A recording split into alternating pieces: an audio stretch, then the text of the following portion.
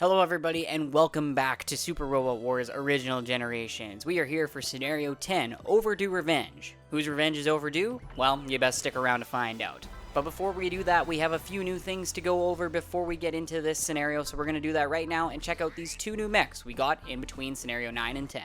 It's now time to talk about the Huckbind 009. The Huckbind 009 is better than the Gespent at base when you look at its mobility, especially at 120, and its armor, sitting at 1200, is very solid, especially for the early game here. It also has After Image, which is a skill-based proc where if it activates, you dodge an attack that would have hit you. So a very niche ability, but it can come in handy on the off chance and save you from a deadlier attack, or just at least save you from taking some damage on enemy phase or during player phase as well. That one extra point of movement is also a nice bit for the Huckbind 009. Where the 009 does not stand out, especially compared to future mechs, is its built-in weaponry. The only built-in weapon the 009 has is the Vulcan Cannon. As you can see there, it's a pretty limited attack. 1200 attack is pathetic, and only being locked to one range doesn't help. The rest of the 009's weapons are equipable weapons, and while these are great weapons that the 009 can use to great effect, other mechs can use them if you want to unequip them from the 009 and put them on any other mech. Going over these weapons quickly, the Roche Saber is a really great post-move melee attack. It's going to be one of your best melee attacks for equipable weapons for quite a long time. The Boosted Rifle has outstanding range, really good damage as well, and while the accuracy isn't perfect, it's a really good weapon that you're going to get a lot of use out of and helps out a lot of mechs that have range issues. And finally, the Leap Slasher. The Leap Slasher has better damage, a little less range, but also has one minor issue in that it does have a will requirement, only 110 I believe, so it's not a huge deal, but something that makes it a little less spammable than the Boosted Rifle, for example. Back to my main point about the 009 is that yes, it has better stats than the basic mechs right now, but it really doesn't do anything that much better than them because, again, its equipable weapons are not exclusive to it. So if you wanted to put the Leap Slasher on a Gespent, you could, and it would have similar success. And while, again, the 009's stats are better than the basic mechs, as time goes on, other mechs will come with similar stats, if not better, and will have way better built-in weapons and can use these weapons that are equipable on the 009 to help shore up their shortcomings, where the 009 basically has to account for all of its abilities on its own through equipable weapons, which, again, you could do for basically any other real robot. So overall, the Huckbind 009 is going to be very useful for the early game, but the later into the journey you go, the more the Huckbind 009 doesn't do anything different than any other mech, and so its stats will no longer hold up, and you should be using better mechs once you have them available. But for right now, this is a great mech to put some of your better evasion units in so that they can get the most out of the great evasion that the Huckbind 009 has access to in this early game. We're now going to go over the Wild Roberture. The Wild Roberture for most playthroughs would often be deployed at the beginning of this map as well, but because I do not have Ryusei in it and I have Ingram in it, we're not going to see it until Ingram shows up. I'll discuss why Ryusei isn't in his default mech at the end of this bio, but just keep that in the back of your mind. For now, let's just talk about the Wild Roberture itself. The Wild Roberture has less HP than the generic Gespent form, only 1000 armor, which is the same, and 120 mobility is good, and 6 movement is solid, but again, a little less HP, making it a lot less survivable, and only 120 energy isn't great either. The 6 move is solid, and it also has an S on the ground, which is quite useful, but the Wild Roberture has one thing that sets it apart from any of the generic mechs that we have right now, and that is the fact that one of its abilities is to transform. And so at any time during your player phase, you can transform the Wild Roberture from this form into its plane form. It sacrifices 100 armor but gains an extra bit of mobility as well as 1 extra move, which is fantastic. It makes this thing one of the best evasive mechs that you have access to right now. Also, the S in the air is certainly quite useful. We'll now go over the weaponry for the Wild Roberture's mech form first. The equipable weapons as well as the upgrades made to Ryusei's Gespent Mark II Type TT will carry over to the Wild Roberture, and so those equipable weapons were what I had on Ryusei's mech before. The Wild Roberture's only built-in weapon is the mighty Hyper Beam Rifle. This attack is great. It's a 3500 all attack, so that means that it will deal damage to both units if they are in a twin. It also has great range in 1.7, decent accuracy. It is a beam weapon though, so that means that it's not great at all in taking on water enemies, but beyond that, it's a really great weapon. And the low 15 energy cost is great for a spread damage move like the Hyper Beam Rifle. Taking a look now at the Plane Form's weaponry, The plane does not carry over any of the equipable weapons from the mech form, so these are the only attacks that the plane has access to, which can be a little bit limiting, but for the most part, the Wild Robiter is just fine with the 4 attacks it has access to. Starting with the air-to-air and air-to-ground homing missiles, these have really great range and are good at taking on air enemies or ground enemies. They are, though, not great on damage, so you're mostly going to be using these if you can't counterattack with the other 2 attacks or have ran out for ammo or energy for those other 2 attacks. Next up is the low altitude bomb. This is your best bet for enemies that get in really close to 1 range. It's also your best bet for attacking enemies that are underwater, but just use this attack if you need to get in close to an enemy and want to drop a bomb on them. The main bread and butter of the Wild Robiter plane mode, though, is the HBR undercannon, aka the Hyper Beam Rifle undercannon. It sacrifices a little bit of damage compared to its mech form, but it's a 2 to 4 range post-move attack that is ranged, which is fantastic, especially for this point in the game. With access to 2 to 4 range and being post-move, this allows the Wild Robiter to be very mobile and have a very hit-and-run style, which is very different to most ranged mechs. It can get in, attack a lot of enemies, and do really great on close-up with enemy phase. Obviously, you're a little limited at 1 range, but the Wild Robiter allows ranged characters that don't have hit and run to be able to attack every turn with the post-move of HBR undercannon. And that's really why I have Ingram in the Wild Robiter, because he's a ranged focus unit that doesn't have hit and run, so he makes a lot of great use out of this mech. Sure, a character like Rai could be as good in the Wild Robiter, but because he has hit and run, he can make great use out of, for example, the Huckbind 009 and its great long range attacks that do not have the post move. So that's why the Wild Robiter fits such a good niche and is so good in this early game, because it helps out the Ingrams, the Latunes, even the Aya. Characters that are ranged focused that don't have hit and run can use this mech and still use their best attacking stat every turn, where in most other cases you either have to use weaker ranged options or you'll have to use a melee attack that most ranged units don't have great melee attack. The only other option is to attack with attacks that have long range but aren't post move, and then have to waste a turn moving in closer to attack more enemies.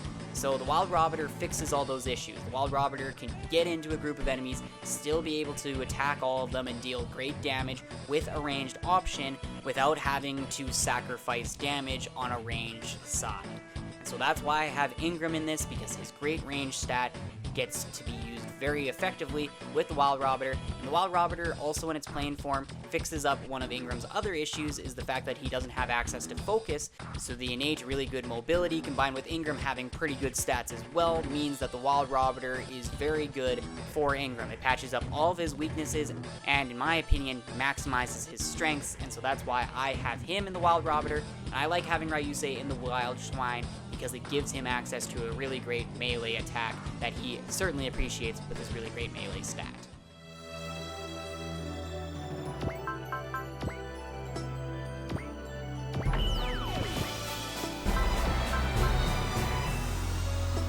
So on our first turn here, we're going to focus and bullseye with everyone because we need to get kills early to get that SR point.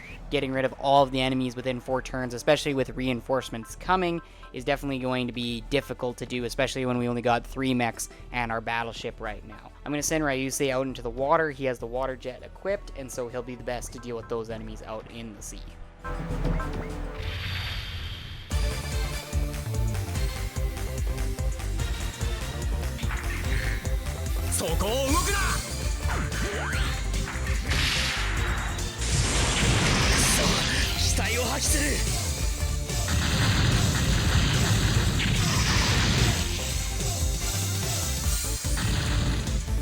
I'm going to send Irm over to attack. Even though I could deal more damage with the boosted rifle, I feel it's better to get him closer to those enemies so we can counterattack more of them on enemy phase.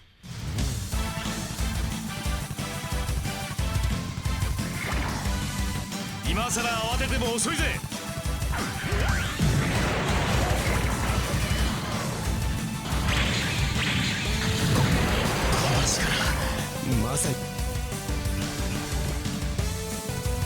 I'm going to get Latune to get that kill, also stand adjacent to Irm to help with support defend.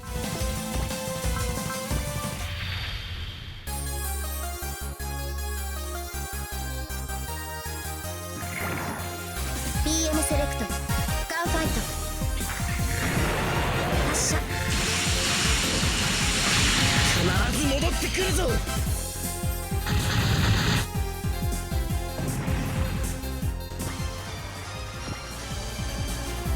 I'll do the same with Hagane, provide support defend for Ryusei, as well as provide the commander aura from Daitetsu, and deal a little bit of damage to help Ryusei kill off those enemies.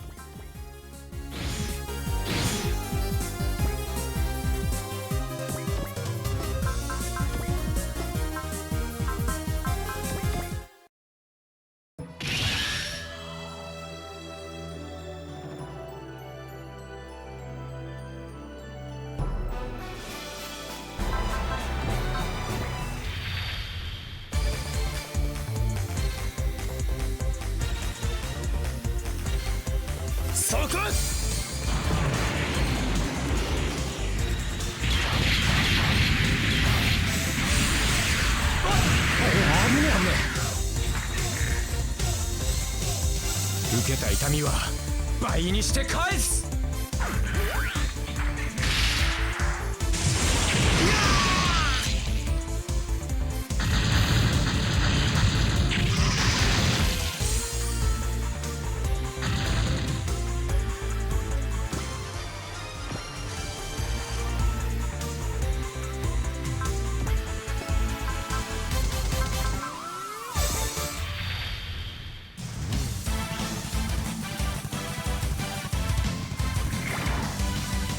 行くぞヒュッケバイン。こ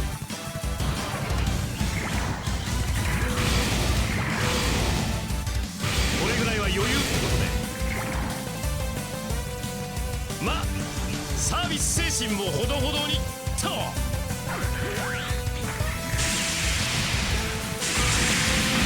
くそ、期待を発揮する。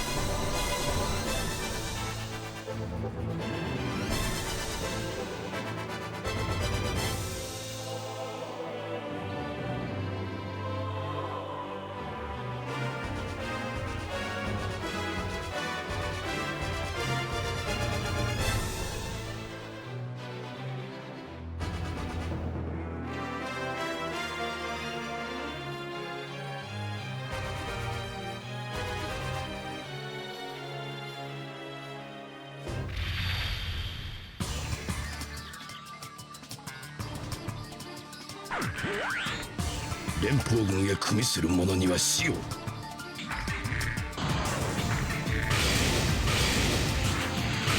予測通りに。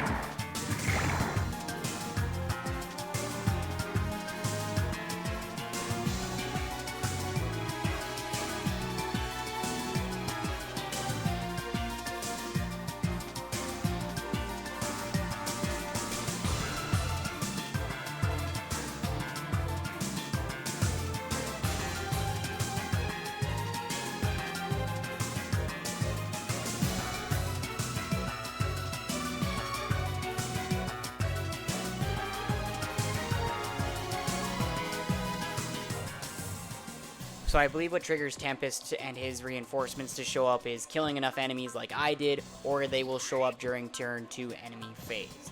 Tempest is a boss, so he will deal major damage. Fortunately, Tempest does specifically attack Latune, so you can use that to your advantage. If he can't attack Latune though, he will go after the nearest unit, so keep that in mind. But your best bet is to kind of put Latune in a place where she's safe and distract Tempest from the rest of your units.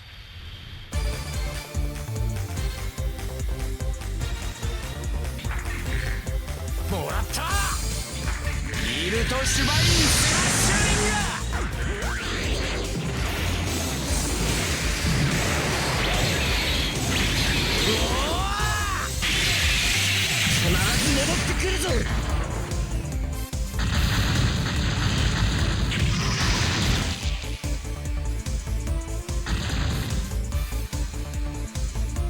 So until our reinforcements arrive, we are going to be focusing on taking out the rest of the enemies and distracting Tempest.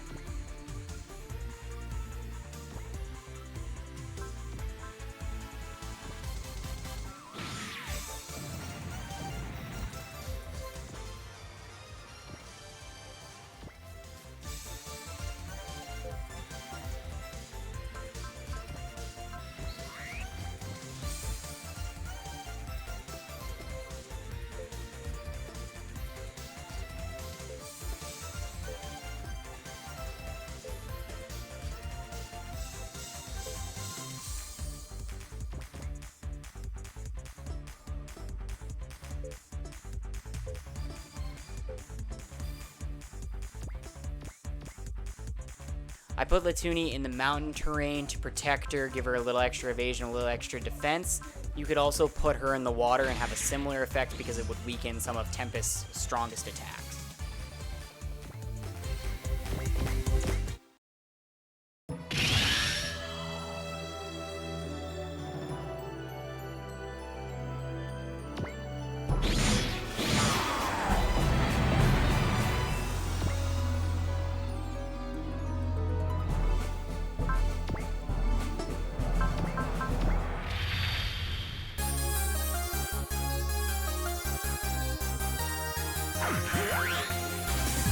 年間の恨み存分に味わえ。ブレイクフィールドオン。砕け散れ。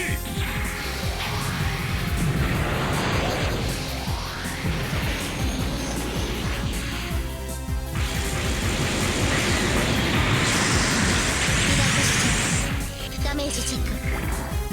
まだ戦えるわ。相対距離、速度、再計算。ジェットマグナムパターン A。 アレイブ。本当に苦する者の力など所詮はその程度だ。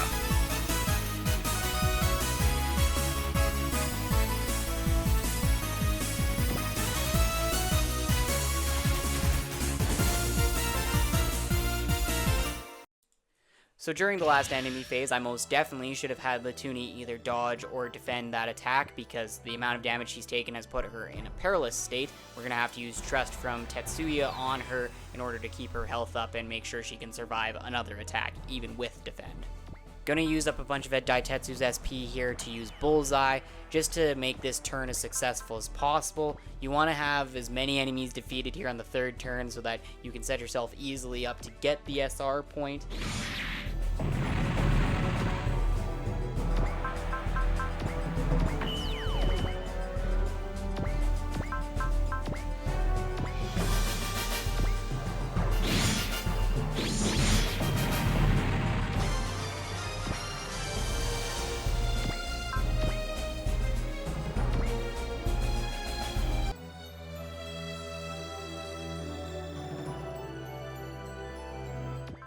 We're going to retreat Latune into the ocean so that she can have some protection out there from Tempest, and then we'll send Ryusei up to help deal with those final few enemies alongside Irm.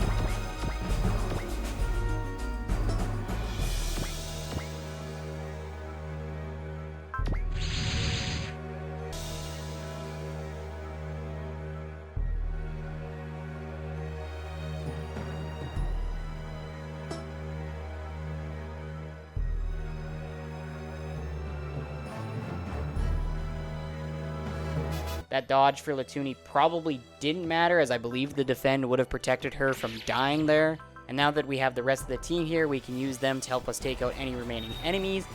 We're going to give Ingram another Cheer Bless kill here in his new ride, the Wild Robber.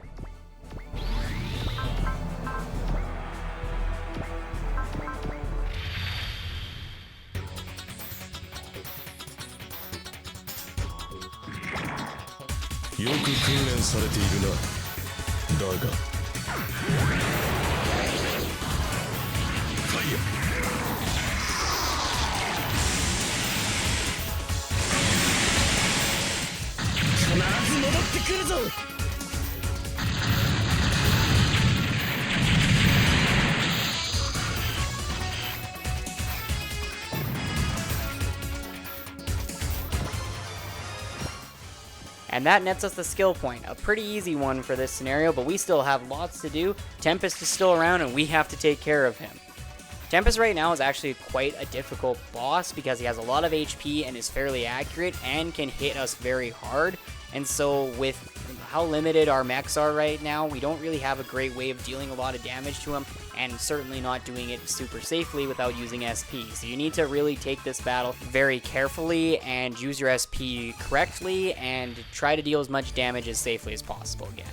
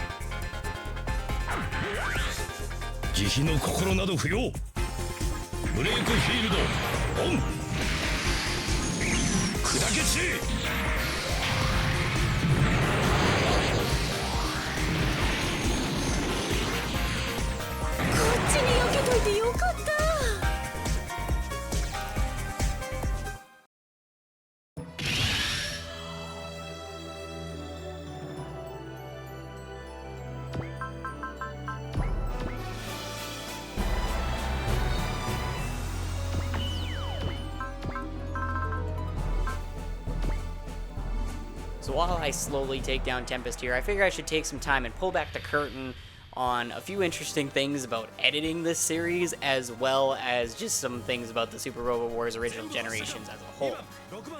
Now, Original Generations includes characters and mechs from previous Super Robot Wars games in the main series. So, for example, Ryusei originated from Shin Super Robot Wars, as well as the whole base SRX team being Rai and Aya. And even when the first Super Robot Wars Original Generations 1 came out back in 2002 on the GBA, the series still had a lot of characters that they could use and could feasibly make a whole game with all of their original characters. But they did want to add in a few characters to help fill out the roster and a few new mechs and stuff to help fill out the roster. So one of those new characters that was introduced for Original Generations 1 was Latune. And Latune is a fairly important character to Super Robot Wars Original Generations and is quite popular as well. She, unlike Gyata and Garnet, has a key character art. The issue is that the only key character art Latune has, or at least the only one of any high quality, is where she's in the dress that she is in now. And it is spoilers as to why that is, and it makes sense when you think about it, but it is quite annoying when I'm trying not to spoil the game, and the only key art I can use for Latune is the dress one. And so that's why she's on the thumbnail for this video, but isn't going to be featured on a lot of thumbnails later unless she's really a major character again. I would have probably used her on her introduction map, but again, I didn't want to spoil the fact that she wore a dress and that was a different look for her versus how she normally looks, where she has big glasses where you can't even see her eyes. One other thing to mention while we slowly take down Tempest here is that one issue with Rai is that he doesn't have any access to protective attacks, and so when you're fighting a boss, that's when it matters. Yes, he has access to focus, but that's not a guarantee, and because this is a strategy game, if his chance to dodge isn't 100%, it might as well be 0.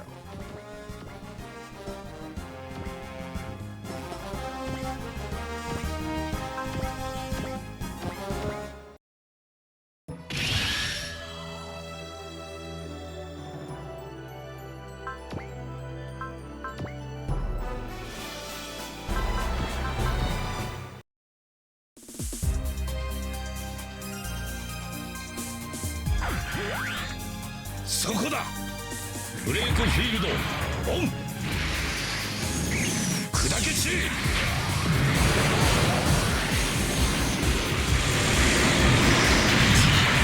確かに的になりやすい機体だが。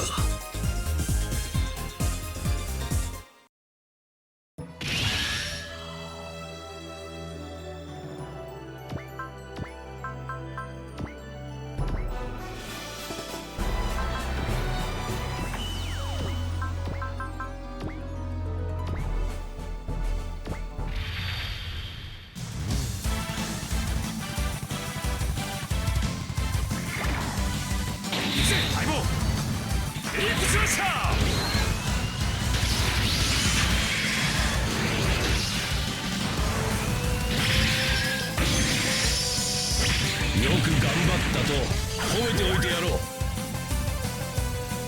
つまり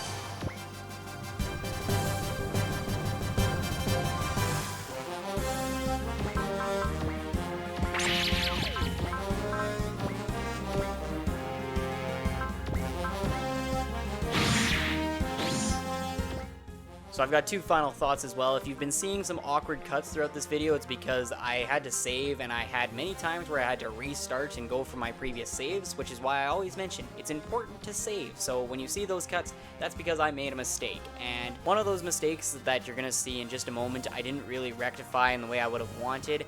I elected to give this kill to Rai. I probably should have given it to Ingram and cheered him again so that he could have got the max amount of experience and really set him up for success. It's not a big deal. Again, there's lots of opportunity to get Ingram those kills and those extra experience, but just the earlier you can get it, the better, and then you can focus on other units instead of just hyper-focusing on Ingram the whole time. 射程内攻撃 OK。 ツインビームカノン発射。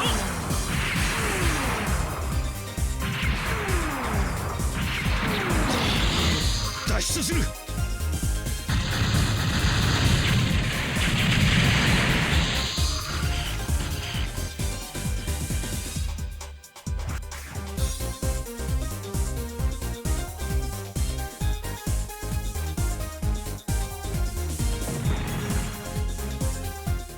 Now with the defeat of Tempest, that is it for Scenario 10.